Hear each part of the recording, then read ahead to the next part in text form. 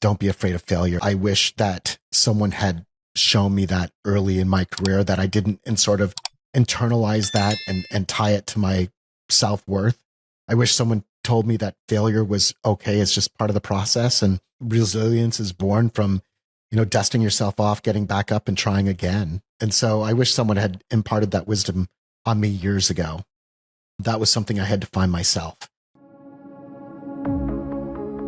Welcome to Fierce Frequency, the podcast where your voice, your power, and your story take center stage. I'm your host, Angela Cherry. In each episode, we dive into bold conversations, fresh perspectives, and the energy that fuels change. Tune in, turn up, and let's get fierce together.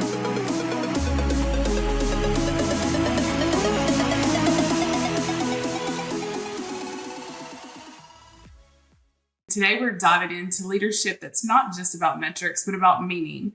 Our guest, Jonathan Stanley, who's the author of Purposeful Performance, a book that went viral after a heartwarming book signing moment led to millions of views.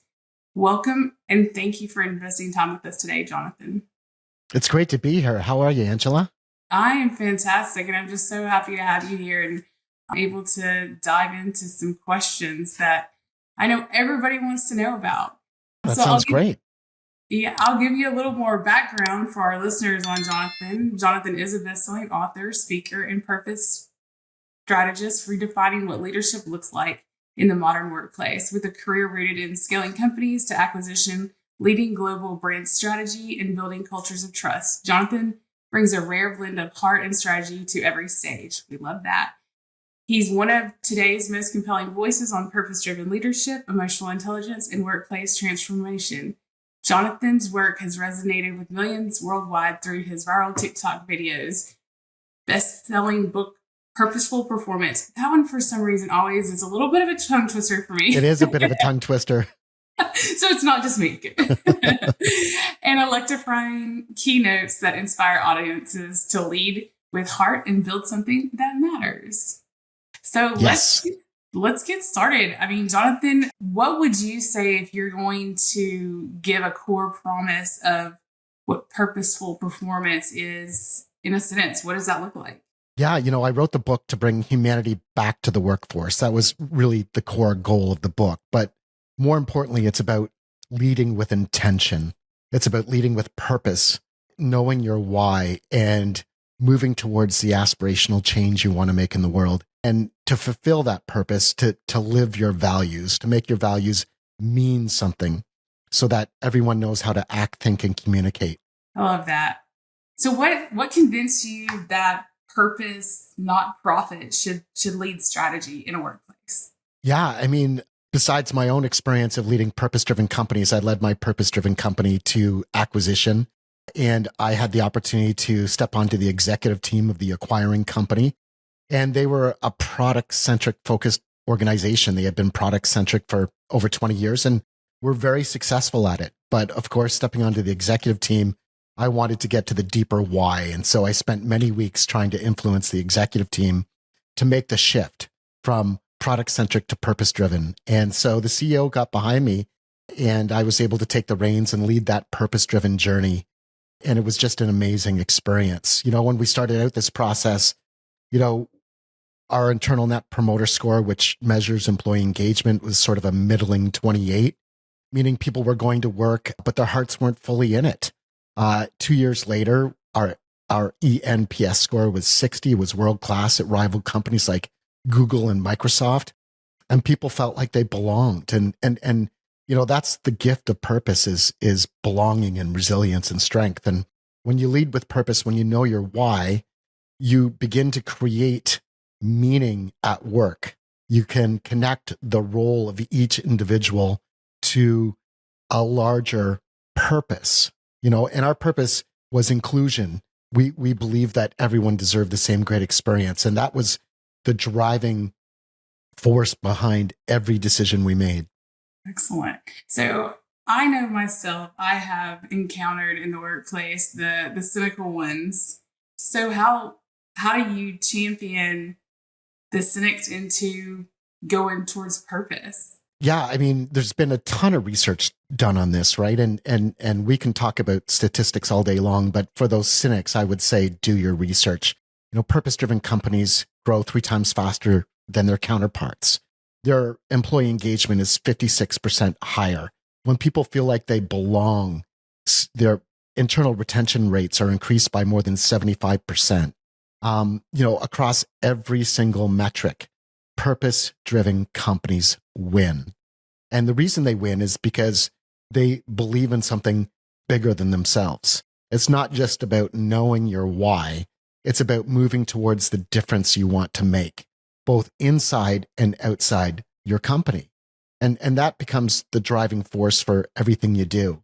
And not a lot of companies are, making that connection to why. They believe, a purpose statement isn't going to fulfill sort of their profit-driven journey, but in fact, it drives that profit-driven journey. Purpose-driven companies are in fact more profitable as well. And the reason is that everyone understands their role. They feel valued, appreciated, and heard. And, purpose-driven companies create safe psychological environments for people to bring their best selves to work. Yeah. So for myself, I feel like I always say that if you take care of your people and lead in the way that you're describing and, show them empathy and kindness and talk about clear goals and expectations, that they work harder, like, and they make sure that your clients are taken care of even more. Yeah, it's that accountability piece, right? Because there's a lot of companies out there that have values, but they're just empty promises. And the problem with that is employees are smart and they can see right through it. And that sort of, erosion of trust happens when leadership isn't accountable for talking the talk and walking the walk. I agree. I agree 100% on that. So, what about when you're navigating when budgets are tight?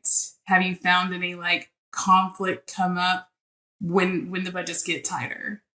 Listen, it's all about transparency. The one thing I learned as a CEO is that, I used to believe that, not sharing all of the news was sort of the best path forward for our company. And, things began to shift when I became fully transparent with our team. We, like any other company, had struggles and challenges that we had to get through. I mean, adversity is part of the journey. But when you're fully transparent about why budgets are tight, what is actually happening within the company that budgets are shrinking. And you've got to have real transparent discussions about the why. And then you've got to talk about how you're going to resolve it moving forward and how you can work together as a team to move to a place where budgets aren't so restrictive. The first gut reaction we have in any business is when things start getting tight, we start cutting back, right? We start pulling every single lever. How can we increase sales and how can we lower expenses? But we don't bring our employees into the journey. And those people on the front lines are often the ones with the best ideas. Absolutely. And I know as someone that, having been on both sides of it, from the executive side, but then also the non-executive side as a team member, I feel that the places that I've been that they were transparent, everybody just, they overall feel safer. I don't know if safer is the right word, but because there's that transparency there, they're not running around scared and worried and obsessing about what they don't know. Because if you're Right. transparent with them, they know what the situation is, and there's action put into place to execute a plan. Yeah, and I think you raised something very important, which is it requires effective communication, transparency, and empowerment. And lastly, accountability. I think that, a lot of companies they struggle with that sort of accountability piece, not just from a leadership perspective, but from an employee perspective. And employees want accountability. I mean, they want to feel valued, understood, and heard, but they also want to feel like they're accountable to contributing to something that matters. Because at that point, you can begin to celebrate the wins and you can talk about the losses and in constructive, meaningful ways. Right. Absolutely. In your book, you talk about the infinite loop of connection. And I'm just curious, can you let leaders know how that works? Yeah, the infinite loop of connection, I truly believe at the center of everything we do should be meaning and the meaning we create both inside and outside our companies. And so the infinite loop is really about problem solution. Obviously, you've got to understand the problem that you're solving and the solution and what that differentiation looks like. And then the other side of that is internal impact, the impact you're making inside your company, and external impact, the impact you're making outside the company. And the last piece of this is measurement. We often measure a number of key metrics, but we don't typically measure external impact from a social impact perspective. And what I mean by that is that a lot of companies miss this great opportunity to have a social impact piece of their business that aligns with the worldview of their customers. They don't take a stand for anything. And that's part of why is taking a stand for something and then using that as an opportunity to give back. And that giving back piece is so important. Absolutely. So, just curious, shifting over a little bit to what was it like to witness your message reach millions via that TikTok video? Yeah, it was an incredible moment. I can tell you from the very beginning, I was overwhelmed. I received messages from all over the world and messages of support and kindness and love and encouragement. And so, as this was happening, I had sort of one follower on Sunday morning. It was my wife, my biggest fan, and within a week, I had over 700,000 followers. It was crazy, and I was caught up in the media frenzy doing interviews with the Washington Post and People Magazine and CNN. And through all of that, I kept very grounded in my message, which I believe is the most important part of all of this is really focusing on creating meaning both inside and outside companies and truly seeing this as an opportunity for connection, both with employees, customers, and your community. So it was a gift. It was truly a gift. And so coming through this moment, this incredible moment, I really sort of felt validated in terms of how I've lived my life. They're leading with purpose and values and showing up and being authentic. All of those pieces are so important to everyone who's in a management or leadership position. I agree with that 100%. I personally come from a place of leading authentically in my personal and my professional, just in life in general. So I completely understand and agree with that. I'm just curious, did having 75 plus viral million views, did it teach you anything you didn't know about human connection? I had some really tough moments. I learned through this that this was bigger than me. It was bigger than humanity in the workforce. And when I sort of stepped back, I began to understand that it was about the bigger picture of humanity in our lives. It wasn't just about humanity at work. And this sort of key takeaway moment for me was when I had people reaching out to me and being very vulnerable with where they were in their life. And I had some people, in fact, reach out to me saying that they were at the end of the line. They were, ready to give up. They were ready to sort of step off this earth. They were ready to end their life. And they were writing to me saying that my videos kept them from the ledge, that they were able to sort of pull back and understand that there's still beauty ahead. And that was so deeply moving to me. It gutted me to receive these messages and respond and understand that my impact wasn't just about bringing purpose and values into the workplace. It was bigger than that. Yeah, that's huge. I think it all starts with our personal healing and growth, and that carries over into professional, right? So many people are struggling. Yeah, and so that's part of the reason for me launching Fierce Frequency is just to put inspirational messages out there for those people that may need something at that moment, whatever it is, hoping that it'll speak to at least one person, right? Right. And so, I think that it's incredible what you're doing and the message that you're spreading. And so I'm even one of those people that reached out to you because I found you through you going viral. And I was like, it wasn't about you going viral. It's about the message that you had written about in your book and the message that you were giving and putting out online, which I think is so important for others to hear for those reasons of inspiration, because life, we see the highlight reels a lot, but people don't always see those hard times, especially like with the executives that, I may have just had a moment where I feel like something happened and I feel like my Right. whole world is falling apart and I sit down and have a good cry, but I'm by myself. People don't see that, right? They don't. And those moments happen. Yeah, they do. And so I think it's great and it's important that those types of things are shared as well, so people don't feel like they're alone and that, oh, everybody else's life is just so great, because again, we see the highlight reels on social media a lot. While I like to carry a positive message, life can be hard at times. So, And running a business is hard. I mean, we've all been in the same position, and I can tell you I had sleepless nights when I was growing my business. I didn't know how I was going to meet payroll, and you carry that. You care deeply about the people who are working for you, and you want to figure it out and push through the adversity, and that's where we gain strength and resilience. And that's, struggle is where meaning is found. And I think that, people just need to know that struggle is part of the journey. It's how we move towards the person we want to become. And so that's just part of the package. And I want to sort of reframe this notion that failure is wrong, because it's not.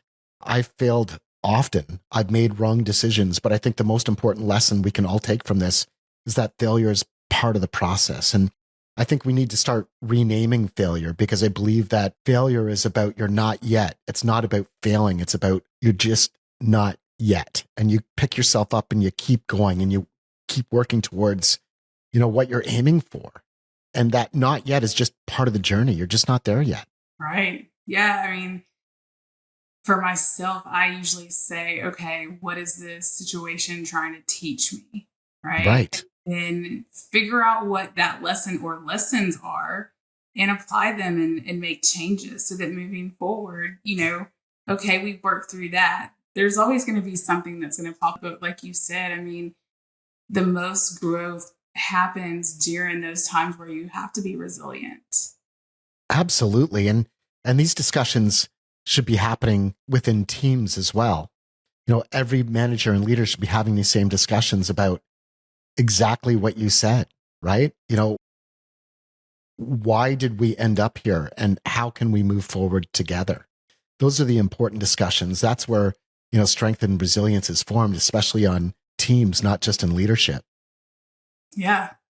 So let me ask you this. After going viral, did you change how you were sharing your ideas online or otherwise? It really became sort of the reason for my second book. I'm writing a second book right now. And I realized that this whole message was bigger than me. And so this sort of journey, inspired me to keep moving forward in writing, which I'm really excited about. And so my message is changing a little bit. I want it to be more accessible to everyone, just not leaders at work. And I think the biggest lesson I learned from this is, people in non-management leadership positions were reading the book and getting something out of it. Many teachers have approached me, but a teacher said, this is the reason why she got into teaching. It was a reminder why she was in the classroom and inspiring students. And those are the stories that matter to me, is that when people are affected by the words in the book and they're moving forward with intention to change, that positive impact is so deeply moving. And that's what keeps me moving forward. So I would say I love that. I can't wait to read the second book, because as someone who has lived a life of being the team member that wasn't in leadership, having something to go off of what leadership looks like, you can do that as a team member. You can still Absolutely. show empathy. You can do all of these things that increase the humanity in the workplace, right? And your impact. Yes, absolutely. So I love that the second one is inclusive of all of them as well, even though I think that they can still take away lots of great golden nuggets from the first one. You're welcome. So I have a question about the 8 slides in planning. Is there one slide that you find people either underestimate the most or misunderstand? Yeah, absolutely. So, we just have to type in a company name into Google and we'll find many examples of companies who love to talk about themselves, how great Yeah. they are and how great their products and services are. And I think that sort of the missing connection is they fail to ask the question, how do we want to make people feel?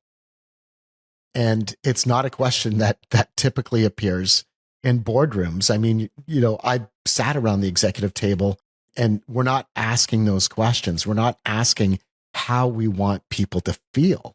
And yet, if we were to step back before we even began writing our first business plan and ask that very specific question, outcomes would be changed. And so, from a strategy standpoint, we don't think about emotional connection as part of strategy, but it's such an important part of everything we do on a daily basis. If we were to identify one or two feelings we wanted to leave our employees, customers, and community with, and started working towards achieving that in workplace culture, it would be transformational. If everyone had joy top of mind and they went into each day knowing that they wanted to focus on creating feelings of joy in a very specific business, it is transformational across the organization from a leadership perspective, from a management perspective, from an employee perspective, from a customer and community perspective. And so, if you look at a company like Apple, several years ago, they were one of the first companies in the world to ask, how do we want people to feel when they walk into an Apple store? They asked that question first before any blueprints were created. Well, the Apple Store went on to be the most successful retailer in American history because they started with that very question. Well, I'm not surprised knowing what I know just from my experiences. So if let's say I wanted to test out over a period of like 90 days, what's a small experiment that I could possibly do that would prove that purpose works? Yeah, you see, I think that this sort of 90-day sort of short-term focus is not the way to approach purpose, because I think that, typically purpose is created in a vacuum, typically created by executive leadership without having those important discussions with employees. And so what I found is that you're going to have typically 10% that are detractors. You're going to have 70% of your employees who are fence sitters, and another 20% that are advocates for purpose, right? And so you've got to take the time to move those fence sitters into advocates. And that's going to take longer than 90 days because they're going to want to know that leadership truly believes in the vision moving forward. And the only way that happens is through action. So it's not something that sort of organically happens over 90 days. For me, in every purpose journey, you've got to sort of plan a year out to really sort of transform culture, particularly if you're leading a culture that has got some issues or toxicity in it. The other piece of that is, as it relates to the 10% of detractors, you've got to make those decisions, those really difficult decisions. The people that are pushing against you and not stepping on board, do they have a place? And my answer to you would be, those people that are poisoning your organization have to go. And so through that journey of defining purpose, you've got to identify your advocates, your champions, sway your fence sitters to get behind purpose, and then identify those that are moving against you every single step of the way. And that takes time.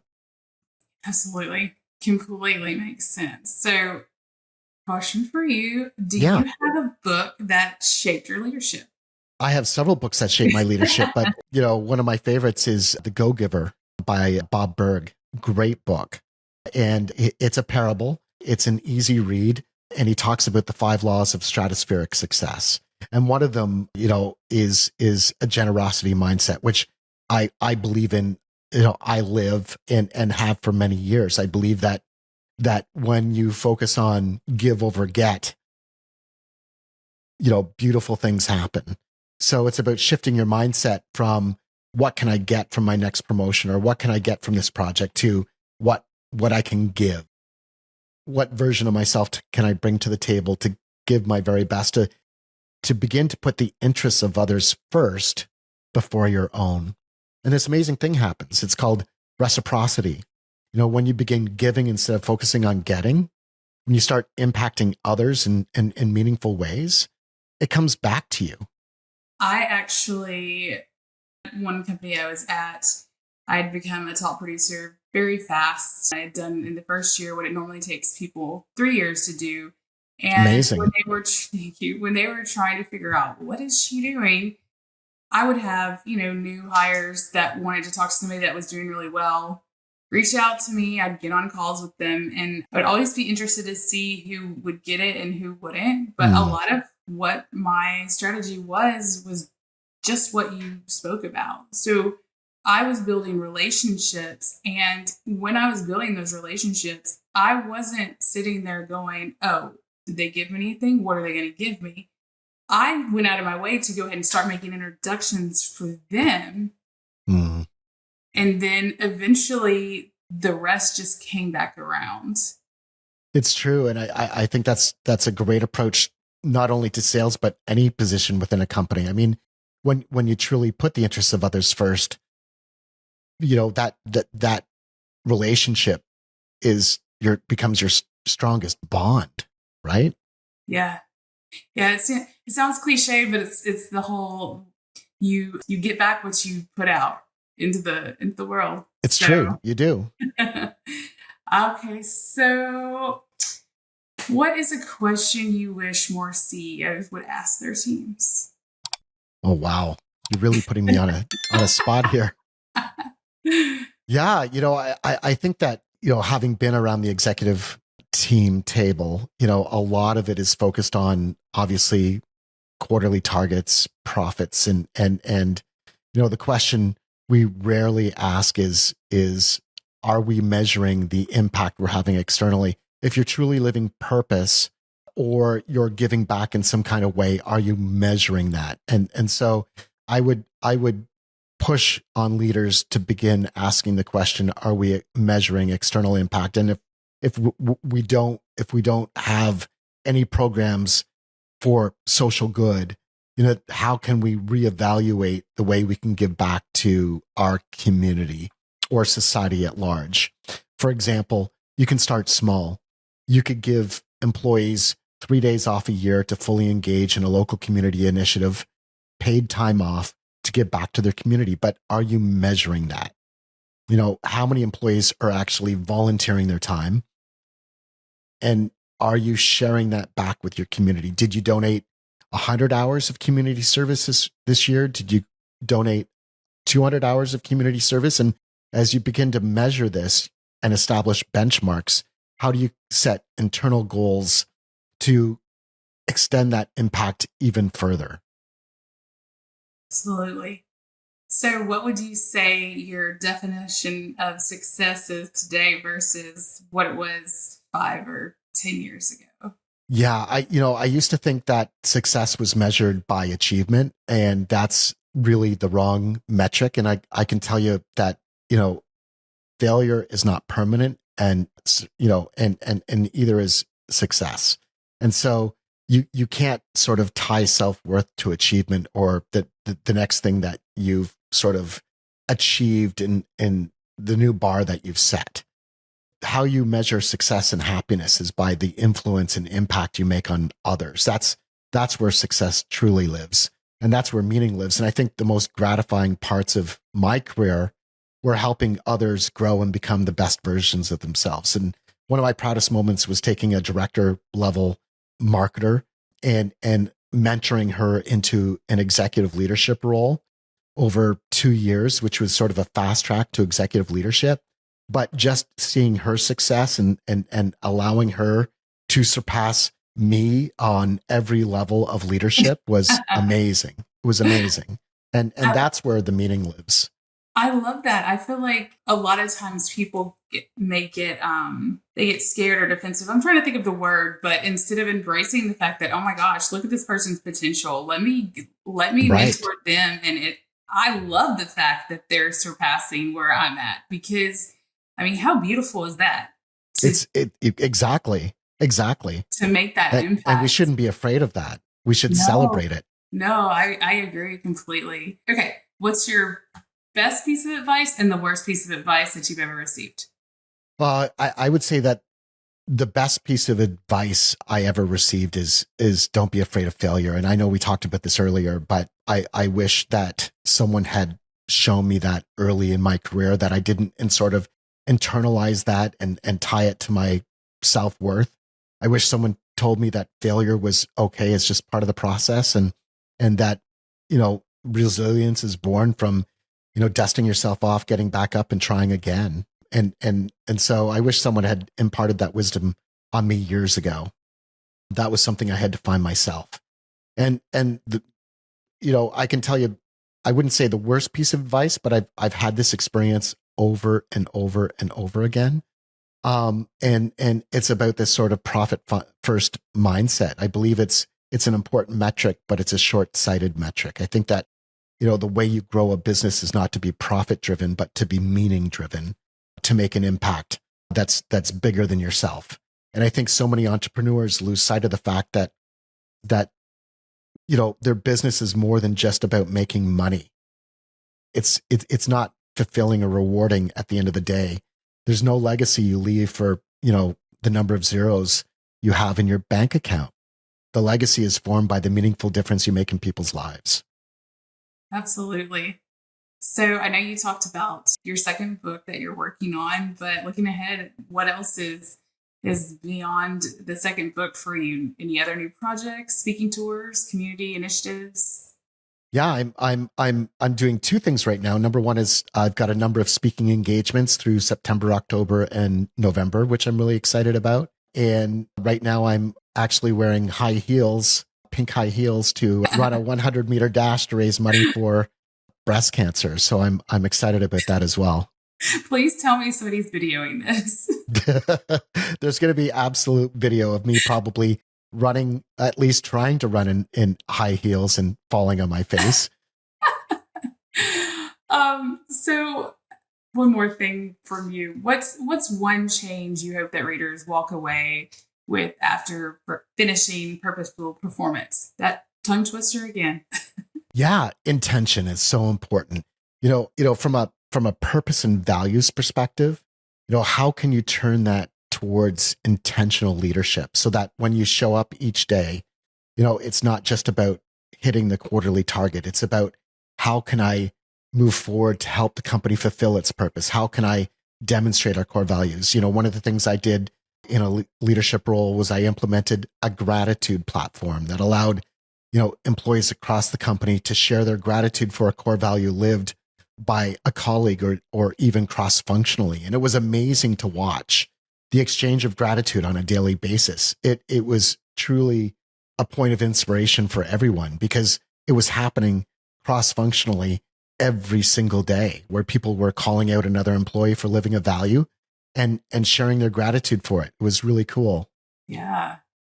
So do you have any advice that you would give your younger self? Maybe to the version that co-founded or that founded, was it Audio Connexus? Audio Connexus. Yeah. Yeah. I mean, like every entrepreneur in the very beginning, I wasted a ton of company time and I was accountable for that. I was like many other leaders starting out chasing cash. And so, every new shiny object that came along, I would run after it. And it cost the company time and focus. And I think the biggest mistake I made was not truly focusing on our strengths and capabilities, rather looking for how we could just put more money in our bank account. And I wasted probably 1,000 to 2,000 hours going after the wrong things. And so with intention requires focus. And I think that stated purpose gives that intended direction. It's something I lacked as a new CEO. And certainly it cost our company time and money and confusion for our employees because, I was going in different directions, going after markets we had no business going after without really truly understanding, does this align with who we really are? Right. Jonathan, can you tell everybody that is listening how they can find you, what platforms they can reach you on? Yeah, I'm active on LinkedIn, TikTok, Substack, and of course my website, simplestrategicplans.com. And that's where typically people are reaching out for me to book speaking engagements. Wonderful. Well, thank you so much for bringing purpose and feeling into leadership. Listeners, grab a copy of Purposeful Performance and check the description for resources. Be curious, be connected. Just remember that you don't need permission to evolve, just a fierce decision to begin. We'll see you next episode. Love that. That's by me. Love it. Thank you. Thanks so much, Jonathan. Thank you for having me. Thank you for listening to Fierce Frequency with me, Angela Cherry. If today's episode inspired you, don't forget to follow the show and share it with someone who needs that spark. Until next time, stay bold, stay powerful, and stay fierce. And remember, you don't need permission to evolve, just a fierce decision to begin.